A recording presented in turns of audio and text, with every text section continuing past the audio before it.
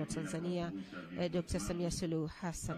Mtazamaji wa TBC1, msafara huo ukiingia katika uwanja huu wa kanisa taratibu kabisa, ikiashiria sasa yule ambaye alikuwa akisubiriwa katika kuongoza shughuli hii, kwa maana ya kuomboleza Rais wa Jamhuri ya Muungano wa Tanzania Dr. Samia Suluhu Hassan kuwasili hapa katika uwanja huu, tayari kabisa kuungana na viongozi wengine, waumini mbalimbali, wananchi ambao wamefika katika eneo hili la kanisa kwa ajili ya kushiriki nao katika kumsindikiza safari ya mwisho ya Mzee Cleopa David Msuya ambaye ni kiongozi. Na mtazamaji wa TBC1,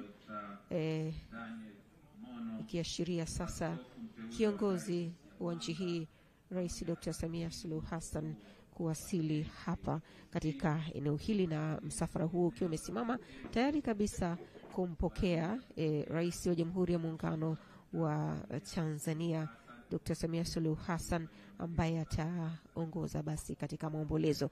Anaonekana pale mkuu wa mkoa pia akiwa amejisogeza pale, na viongozi wengine wa dini wakionekana hapa tayari kabisa kumpokea Rais wa Jamhuri ya Muungano wa Tanzania Dr. Samia Suluhu Hassan. Na mtazamaji wa TBC1, Rais wa Jamhuri ya Muungano wa Tanzania Dr. Samia Suluhu Hassan tayari kabisa akielekea ndani ya kanisa hili kuungana na viongozi wengine.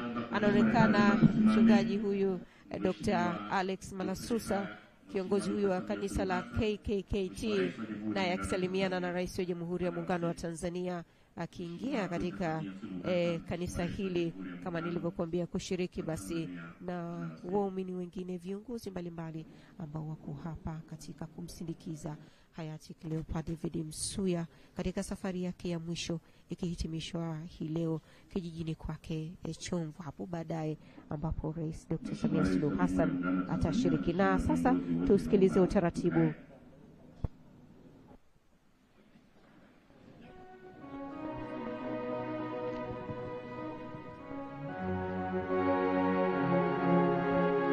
Kama nilivyozungumza mapema, baada ya Mheshimiwa Rais wa